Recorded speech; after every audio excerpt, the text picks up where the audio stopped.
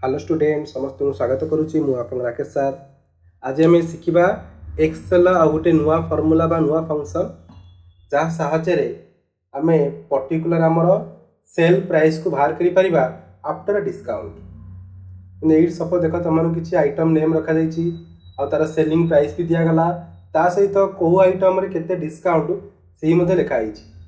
तो डिस्काउंट पर आम आम फाइनाल प्राइस केते पे करवा सेटा केमती आम कैलकुलेशन करवा।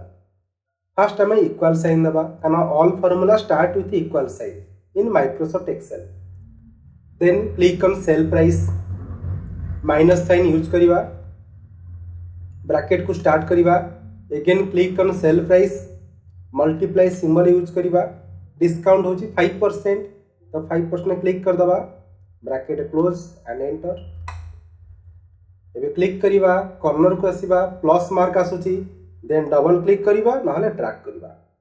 तो ये आसीगला हमर कोन आफ्टर हमर सेलिंग प्र डिस्काउंट परे हमें केते प्राइस पे करबा तार एक्चुअल प्राइस आसीगला बा sale price after discount. Video भल लागिथले पिला माने समस्त लाइक करो सब्सक्राइब करो और संग मानको शेयर करो।